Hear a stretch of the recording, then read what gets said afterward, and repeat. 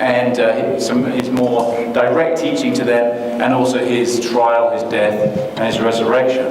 Now, just going back to last week, the book of Signs, one of the passages there that we didn't cover, because we're not covering every verse in the book. We're just sort of taking sections and then digging into certain aspects of them. But maybe we can put up the scripture from John chapter 7, which is towards the end of the book of Signs. So after this, Jesus went around in Galilee, purposely staying away from Judea, because the Jews were there waiting to take his life. But when the Jewish Feast of Tabernacles was near, and Ruth talked about this feast last week, when the Feast of Tabernacles was near, Jesus' brothers, and we believe those to be his blood brothers, said to him, "You ought to leave here and go to Judea so that your disciples may see the miracles you do." So, the capital of Judea was Jerusalem. They're saying, "Hey, go to Jerusalem, go to the capital, because, you're doing all these miracles, you want to make that public." We can move on. "No one who wants to become a public figure acts in secret. Since you are doing these things, show yourself to the world." For even his own brothers did not believe in him. So, they're sort of saying, prove yourself. And they're really saying, prove yourself to me as well. Therefore, Jesus told them, "The right time for me has not yet come. For you, any time is right. The world cannot hate you, but it hates me because I testify that what it does is evil. You go to the feast. I'm not yet going up to the feast, because for me, the time has not yet come." Let's just finish this up. Having said this, he stayed in Galilee. However, after his brothers had left the feast, he went also, not publicly, but in secret.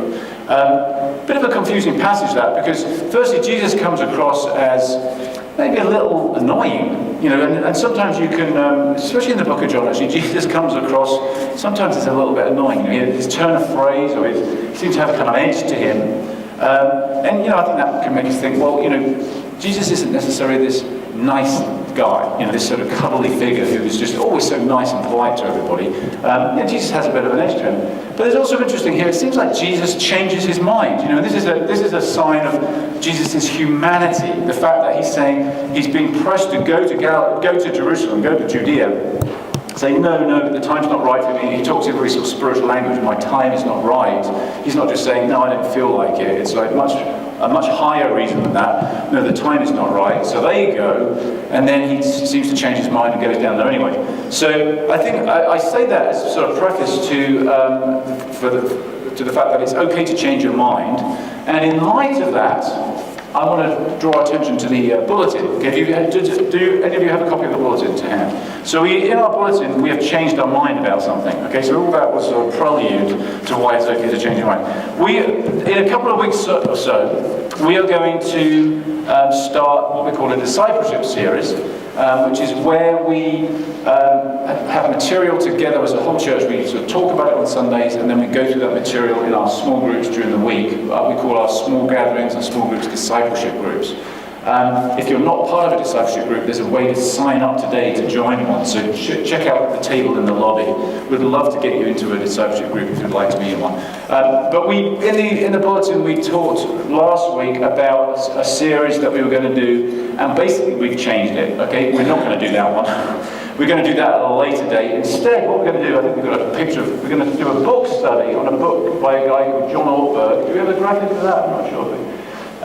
Called The Life You've Always Wanted. There it is. Some of you may have read that book already, but we're going to go through that book. It's a great book. I mean, it's not the best book in the world, but it's a great book, and we're going to go through it. But it really gets, in a very accessible way, at ways to experience God's presence in our lives in a deeper way. It's very accessible, very digestible, and we're going to go through that. I think there's about 12 chapters in it. We're going to kind of combine 2 chapters at a time, and it'll be a 6-week series with an introduction at the beginning. I think we'll get a lot out of this book. It'll help us grow in our relationship with God. It'll give us an opportunity also to share different experiences we've each had of growing in our relationship with God with one another. So that's what we'll do. We'll talk more about that over the next couple of weeks. Also wanted to highlight one other thing in the bulletin. If you look on the third, if you open it up like that on the third page, there's a group that's meeting to study a book called Love Wins. And that book group begins on March the 2nd, but it actually says in the bulletin here it begins on February the 9th, and that is inaccurate. It begins on March the 2nd. Okay, so just if you were interested in that group, it's not beginning today, it begins on March the 2nd, so just take note of that. Okay, so now we're going to get on with the rest of it.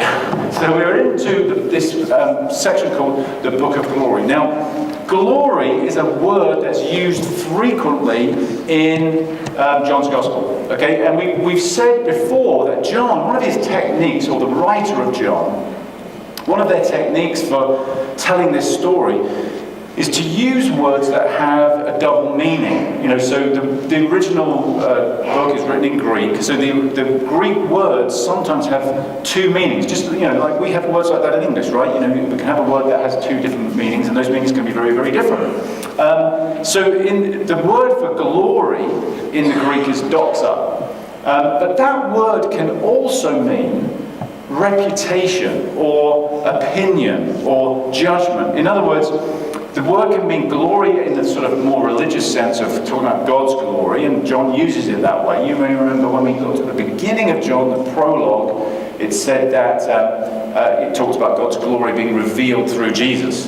And glory and God's glory is a very familiar Hebrew concept, and you know, that's the word in the Greek that John uses for describing that. But it can also mean reputation or judgment or opinion. And the same word is frequently used in Jesus' interactions with the religious authorities and the Jewish religious people to say, whose glory are you looking for? Or whose opinion counts, in other words? Do you want to have the good opinion in the sight of God or in the sight of people? Also, he's saying it when he talks about his own glory, and this book of glory, this end section of John, last section of John, is all about the glorification of Jesus through his death and resurrection.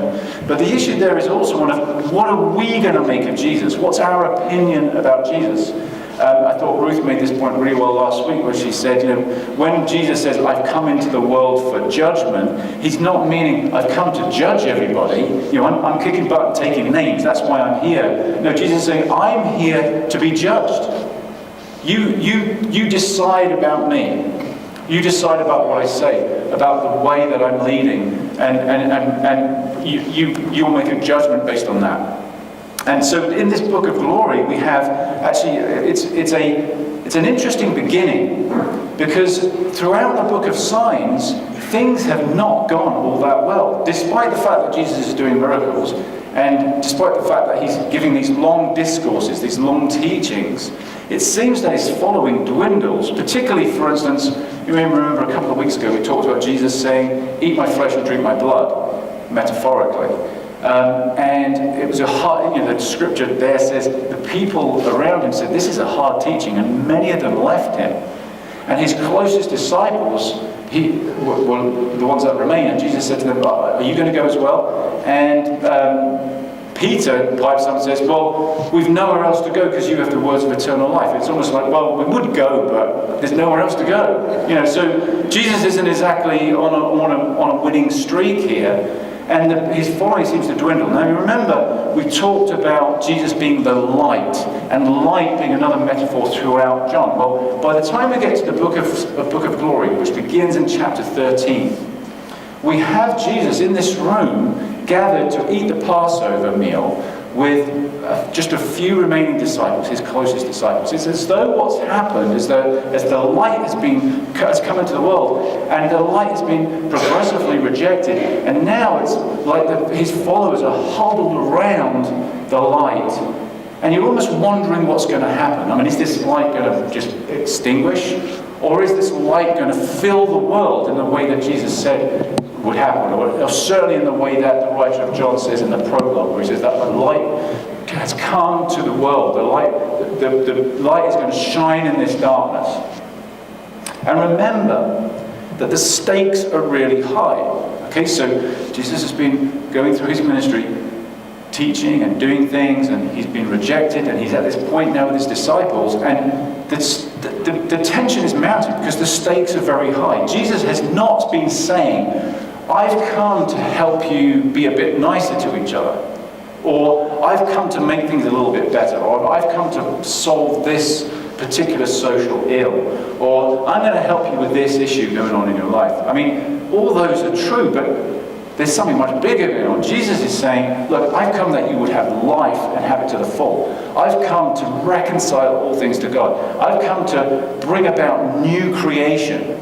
Okay, Jesus, the man from heaven, coming to bring heaven to earth. Jesus is not planning an escape bit. Jesus is not saying, look, this world is shot. Oh my gosh, it's awful. Look, I've got a better plan. Come with me. We're going to escape and go somewhere else. He's come into all this evil. He's come into all this darkness and says, I'm going to reconcile the whole thing. I'm going to heal everything. I'm going to save everything. I'm going to bring about new creation. I mean, those are high stakes. And we know, as readers, and his followers know as participants in this, that the world is full of evil. Right? I mean, the world is a beautiful place. The world's an amazing place. But we know that there's evil in us. I mean, we hate, we lie, we cheat. We have all sorts of insecurities and anxieties that drive us to do things. I mean, we know that that's in us. I mean, it's, may not be humongous. And we may not be totalitarian dictators or despots or whatever. But we experience that evil on a day-to-day basis. And perhaps in a more dramatic way, we see evil on a large scale in the world. Whether it's through ethnic cleansing or wars or the kind of prejudice that results in violence and persecution of other people. I mean, we only need to look at the news on the internet or open a newspaper or read our history books or look at Wikipedia even and see how much evil there is out there. And it's crushing. It's awful. This past week, I went to see the movie 12 Years a Slave. Has anybody seen that movie? I mean, what a horrendous movie. I'd recommend watching it because it tells a story that has to be heard, but it's almost like I can't bear to watch it. It's a story set in the 19th century in Louisiana about I won't give the story away, but it's about slavery. And there's a couple of movies that I've watched, and that's one of them, where I've just been kind of glued to the screen. The other one was Saving Private Ryan, where I've been glued to the screen and just unable to move and sort of experiencing certain emotions, but just so in there that I wasn't aware of what was going around me. And as soon as the credits come up, I just sob uncontrollably because it's just so devastating. And what's so devastating is how much darkness, how much evil, how much people have suffered, how awful it is. I mean, and that's going on today in different settings, and it's gone on through history. The world can be a dark place. And Jesus is saying, I've come to sort that out. I've come to overcome that. I mean, the stakes are incredibly high. Something amazing has to happen. Something phenomenal has to happen to transform that. That's why Jesus is here. That's why Jesus came. It wasn't to rearrange the furniture. It wasn't just to make things a little bit better here and there. It certainly wasn't. I mean, in the whole context, and hopefully we've got that through the context of John so far, it wasn't to say, I've got a great plan, it's heaven, and it's over here, and I'm going to whisk you away and escape all of this. It's not an escape bit. It's an amazing plan of redemption and healing and salvation. That's what Jesus is bringing. So as we begin the book of glory, we should be sort of tuned in for something amazing. I mean, it kind of feels like it's dwindling, and they're gathered around this flame of light, and you wonder what's going to go on.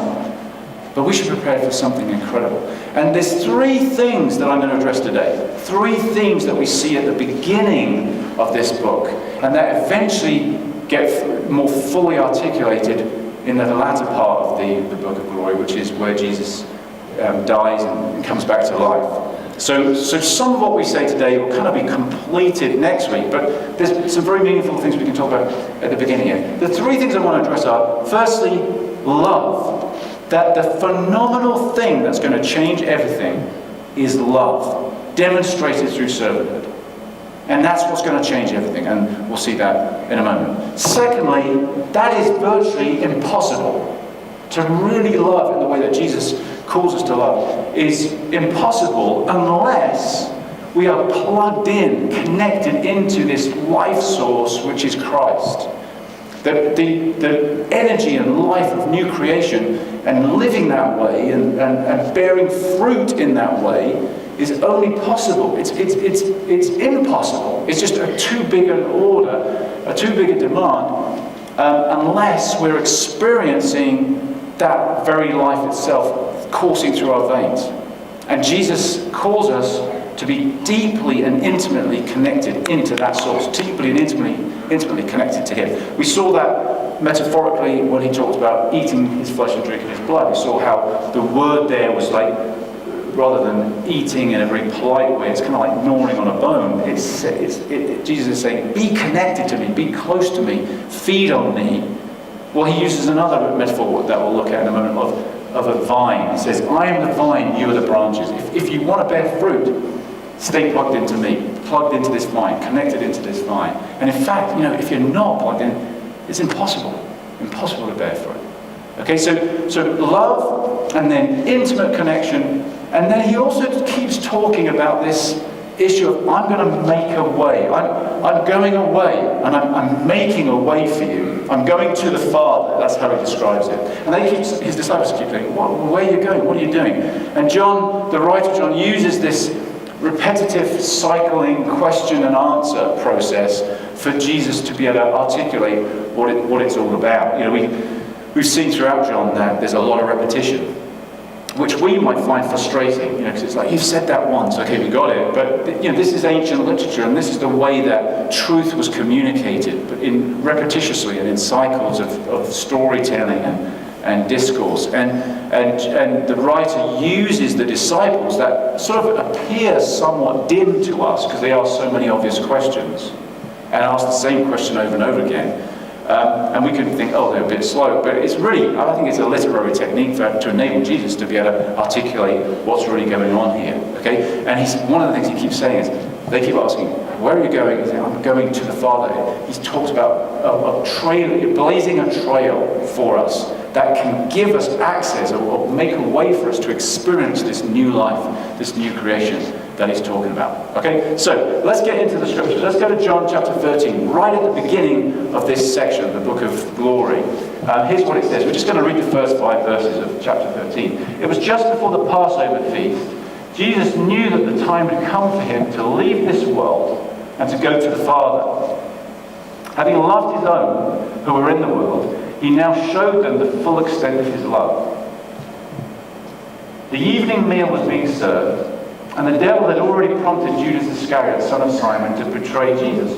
Jesus knew that the Father had put all things under his power, and they had come from God and was returning to God. So he got up from the meal, took off his outer clothing, and wrapped a towel around his waist. After that, he poured water into a basin and began to wash his disciples' feet, drying them with the towel that was wrapped around him. Okay, maybe we could just go back to the beginning of that. We're going to sort of go through a few things here. So first of all, we have this incredible scenario where Jesus, and it says that, all power had been given to him. Jesus washes his disciples' feet. Now that was an act of servanthood. It was a very cultural act of servanthood. It was not untypical for people to have their feet washed. It was just very atypical for a leader, a master, a rabbi like Jesus to wash his followers' feet. It was unheard of.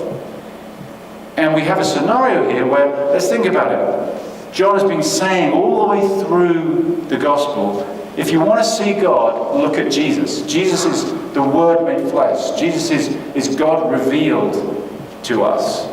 And here's Jesus. Graphically and poetically, what's happening is Jesus gets up, takes off his outer garment. It's like, this is the revelation of God. We're really seeing God unveiled now. And what do we see? Like, what would you expect if God came into this room? I know God's here already, but if there was a sort of divine manifestation of God, what would your reaction be? This is my command. Love each other. Do you get the repetition? Yeah. Okay, so now Jesus goes on actually subsequent to this and prays prayers for himself, for his followers, for the world, in which he keeps sort of repeating these things of these themes of love, and of unity and of connectedness. He's saying, I and the Father are one, and I am in the Father is in me, and I'm going to send you, I'm going to go back to the Father, but I'm going to give you my Spirit. My Spirit will be in you, and you will be in me, and you will be together with one another. It's all about unity and connectedness, and we could unpick all that and make some great theology about it, but we just don't have time for that today. All I want to say really about this is that Jesus seems to be saying, I'm here for you. I love you. Love one another. That's going to be virtually impossible unless you're connected to me, the source of that love, the source of that life. I've come into the world to bring, if you like, a new energy, a new dynamism, a new life, a new spirit. And if you flow in that spirit, if you plug into that spirit, if you are a branch connected to that vine, you can bear the kind of fruit that I'm talking about. You can grow fruit that is the new creation, that is love rather than hatred, that's light rather than darkness. We can live that way. It's really, really hard, but it's possible because we can be connected into the source. We can be connected to that life. And Jesus is calling us to that. Jesus is calling us to live that way. Now, I think it's interesting also that, and I'm hoping that we might have a bit of time, either next week or the week after, to look at this in a little bit more detail. But if you think about it, there's an issue of fruit here, right? And Jesus is saying, look, you either bear fruit or you don't. I mean, and he's using this analogy of vines, and he's saying, look, if a branch bears fruit, fantastic. If a branch isn't bearing fruit, it is not connected in properly. It just drops off and it's dead, and it'll be burned. It's destroyed. That's what happens to it. It's very similar to a passage in Matthew's Gospel where Jesus says he tells his followers to beware of false prophets, beware of people who are kind of religious on the outside, but really kind of hateful on the inside. And he goes, here's a way to spot them: by their fruit you'll know them. And he uses the same analogy of trees and vines, and says that, ultimately you see the fruit and trees that aren't bearing fruit, the branches fall off and, they get burned up. I would imagine the writer of John and the writer of Matthew have taken these analogies from the same source, from the same stories about Jesus. So it's all about fruit. So we have to ask ourselves the question, what kind of fruit are we bearing? Okay, now this is not about good people this is about being good. Like, if you really want to impress Jesus, be good, bear good fruit. We've got to be careful we don't confuse that, because it's like, do we really think we're going to impress God by being good? Like, God's like, oh wow, that's fantastic. You're great. Yeah, please come into heaven. Because I'm really impressed. I'm really impressed with your life. We're just not that impressive. No, this is about being. The fruit is evidence of something else that's going on. If there's fruit in our lives, if our lives are producing health and vitality and goodness, if we're growing in that direction, the suggestion is we must be plugged into the source. Conversely, if we're not, it really doesn't matter what we believe or what we say we believe or what church we're in or what religion we're in or what. It's like we're not connected to this life. And so we have to say, everybody in this room accepted, of course, but religious people can be some of the most obnoxious people in the universe. Have you ever noticed that? And so it's kind of like, hang on a minute, this is about fruit. Okay, so having pointed our finger to everybody out there, let's point it back at ourselves now. Like, where's the fruit? Where's the fruit in our life? What fruit are we bearing? And then, interestingly, what about people who may not even say they are a follower of Jesus, or may not even get all that we would say we understand about Jesus, but whose life bear fruit? I'm thinking of somebody in particular, for instance, let's say like Gandhi. I didn't know him personally, so it's a bit unfair to pick on somebody who's probably sort of, whose story has been told and whose image has been painted for us in ways that maybe are somewhat unrealistic.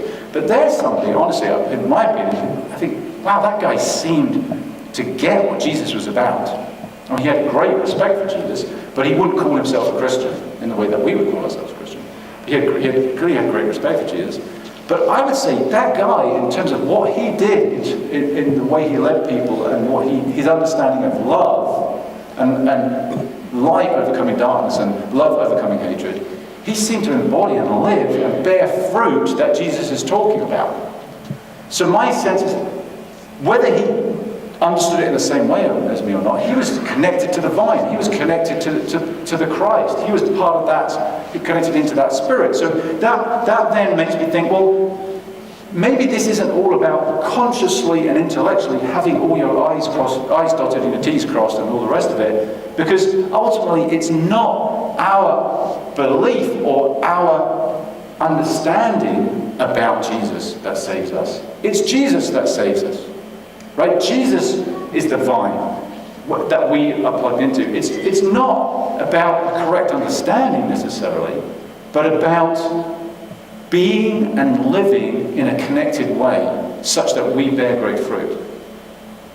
And that's not so that we earn our way somewhere. It's just saying we're part of heaven. We're part of that dimension by being plugged in, by being connected to Jesus. And the reason I mention this is because if you're reading John, which I hope everybody is, in chapter 14, there's a really difficult passage. Maybe we could look at that just briefly.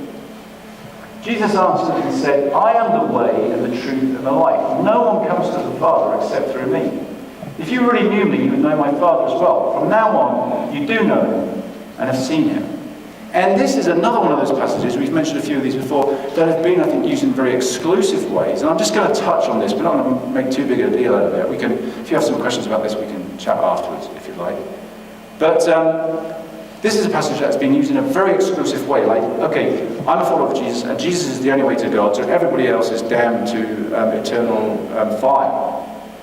And we're really making Jesus this gatekeeper. I mean, despite all the things we've said about Jesus being inclusive, about Jesus breaking down barriers, about Jesus saying to Nicodemus, no, it doesn't matter about whether you're in the Jewish family or not, or any particular ethnicity or any particular religion. What's important is that you're born from above. What's important is that you're born of God's Spirit. And he seems to be opening the doors wide. He connects with the Samaritan woman who were viewed as religious heretics. He heals the man born blind, somebody who was thought to have been steeped in sin through his family, and that's why he's born blind. Jesus is breaking down all these barriers. Why would Jesus suddenly become the new bean counter? This wonderful life, there's this beautiful life, this new creation to be experienced. You've got to get past me first, okay? And he's sort of preventing us from getting there, or preventing people from getting there. I don't think that's the way we should see Jesus. I think Jesus is saying, look, I am that way. I am that way to life. So if you are experiencing that life, if you're experiencing that fruit, then you're experiencing the way of Jesus. Jesus is the fullest embodiment of truth. Jesus is the fullest embodiment of life.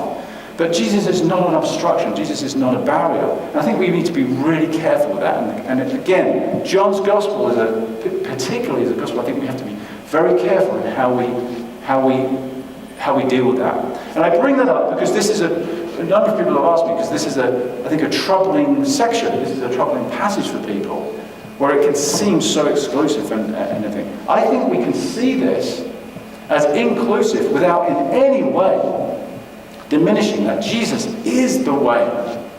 Jesus is the truth. Jesus is the life. But I don't think our acknowledging it is what makes us experience it. It's being connected into the vine. It's being connected into that way. It's being born from above. That's how we experience it. Understanding it doesn't really mean anything. Being connected into it. And maybe it's possible to be connected into it in ways that we don't understand. Like all of us. Do we fully understand that? Do we fully understand the full dimension of what it means to be connected to Jesus? Well, I don't think I do. And so I'm not going to judge other people who may have different views of that, different accounts of that. What I think Jesus is saying here is bear fruit. The fruit is what's important. And that's, I think, sort of shifting back away then from everybody else to ourselves. Are we experiencing that fruit? And if we're not, the good news is we can come to Jesus. We can say, Jesus, I want to be plugged into you. I want to experience that intimate connection to you. I want to choose the way of love. I want to choose that way. I want to live that out. Now, we've all been grieving recently, right, with the loss of Betsy, and we're grieving in different ways and at different rates. I mean, some of us are going to, it's going to take a long time to get over that kind of loss, and for others of us, we might be moving on faster. But we need to be patient with one another and understand one another as we go through that process. But one thing that happens when we're in a situation of grief, I mean, there's other things can happen that create this kind of window as well. But grief creates this window where we kind of evaluate what's going on in our own lives, right? So, for instance, when we're grieving Betsy, a lot of other emotions come in because there's other things going on in our lives that's just emotions that seem more heightened in this window of grief. We might, even from a psychological point of view, that's well known, right? We experience guilt, we experience fear, we experience regret, all these different things, or we might, the loss in one part of our lives might heighten our sensitivity to loss we're experiencing in another part of our lives, or disappointment, or whatever it is. And so we have this wonderful opportunity, painful as it is actually, in a window like this, to think through what's really going on in my own life? What's really going on there? What might God be drawing attention to? And one of the things I think that came out in a beautiful way in the memorial service we had for Betsy, and also in that first Sunday afterwards, when just in the immediate aftermath of her death, I would say the strongest thing was that Betsy loved people. Betsy loved and accepted people, right? And we kind of marveled that and celebrated that. And then we also reflect on the fact, how easy it is to not love. And how easy it is to not say to people that we love them. Even the people that we do love. And how easy it is just to put up with not loving the people who we find difficult. And just think, it's okay, what the heck. Until something like loss happens. And then we're like, oh my gosh, there's got to be more to life than this. I mean, I need to tell the people close to me that I love them. I need to act lovingly towards them. I need to be way more accepting and tolerant of people who perhaps I find difficult. I need to go out of my way. We had that challenge, right? I've heard that said so many times in the last 2 or 3 weeks. I've experienced that and thought that myself. Well, here we could treat that as this window of opportunity where we can reevaluate our relationships, reevaluate our mode of life, the way we're operating in the world, and choose the way of love. And say, God, I want to feel your power, I want to experience your power to help me to love in all those situations, most of which are really tiny, and in the grander scheme of things like what Dr. King was talking about there, might even look quite petty. Our prejudices and our things we get upset about, I think of the stuff that I get offended about, and it's like, really? I mean, in the grander scheme of things, especially when I see Jesus nailed to a cross, and I get offended by somebody's opinion about me, or they didn't do this, or it's got to be possible. And even in the bigger things, the stuff that really hurts us. Think of the various types of abuse that we have experienced. The stuff that hurts us, really hurts us. That there's hope for that. Think of the desperate situations we see around us. There's hope for that. For the desperate situation of the world, there's hope for that. If we choose that way, the way that's actually really vulnerable. And we're going to read in a second, I think possibly my favourite verse in the Bible. In fact, let's read. It comes in John chapter 16. I I have told you these things, so that in me you may have peace. In this world you will have trouble, but take heart, I have overcome the world. I think what Jesus is saying here is, if you live like this, if you live this way, if you live the life of love, of servanthood, if you are connected to the vine, you're in for a whole lot of trouble. A whole lot of trouble. It's an invitation to awful trouble. It's an invitation into so much trouble you might get nailed to a cross. Because you're going to be vulnerable. Because you're choosing a way that is giving up control, not retaining it. We're in for a whole load of trouble. But take heart. Because Jesus has overcome the world. I think what Jesus is saying here is, that's not the whole story. You know, all that hatred, all that darkness, all that fear, take heart, because I've overcome it. I've overcome that. That doesn't mean you're not going to have trouble, but it's just in the grand scheme of things, in the grand scheme of what really matters, I've overcome that. Love has won the day. Light has defeated darkness. Death has been swallowed up. Take heart. I have overcome the world. This week, or a couple of weeks ago, we talked about experiencing more of God in our everyday life. And we in the final week, we're going to just ask for some feedback about this. But remember, we were saying, what if we just took 5 minutes at the beginning of each day to be very conscious of God's love, to actually breathe it in. We did a breathing exercise where we breathed in God's love. And we just said, God, you are the... We could even picture Jesus washing our feet, but just what if our being was filled with the knowledge of God's love? How would that change our day? We also talked about the fact that we all eat several times a day, most of the time. And what if we just remembered, we used food as a memory jogger about God's love every time we ate? And so some of us did that. It would be great to hear how that's gone. And in the discussion questions this week, because we have discussion questions for this series, there's a question there that just says, share with the rest of your group how that went. We may not have done that, so there's another opportunity this week to do that same thing. Because I said, to grab the discussion questions, you can download them online, and one of the questions there will sort of explain what we mean by that. But really that gets at how can we experience this vineness, this connection. And so, we'll talk more about that, not this week, but the following week, okay? But I just want to encourage you just to put yourself in the way of God's love. Experience God's love. Maybe it may feel very foreign, or it may be very familiar. That may be something you practice on a regular basis. But what if we did that, and then looked back on our day and considered, what was different? So there's something for us to practice during the week. I also want to encourage us now. So as we're going to move into worship, we're going to have communion together, and we're going to have worship, we're going to sing songs. I want to encourage you to open your heart up to God. To say, God, I want to be connected to that source. Come to me, embrace me, connect me in, and open our hearts for that. Also, during the singing time after communion, we're going to actually practice some foot washing. Okay, so we have a couple of stations right at the back, just in front of the sound booth. There's two, and I'm going to be at one of them. And I would say this, if you're feeling weary or just, you feel I need to experience a connection to God, I want to encourage you to come back if you feel okay with that. And just sit in one of those chairs next to where I am, and I'll wash your feet. There's also another station for foot washing where we can wash one another's feet. You may want to say, invite someone and say, hey, I'd like to wash your feet, or you could even ask somebody else to wash yours.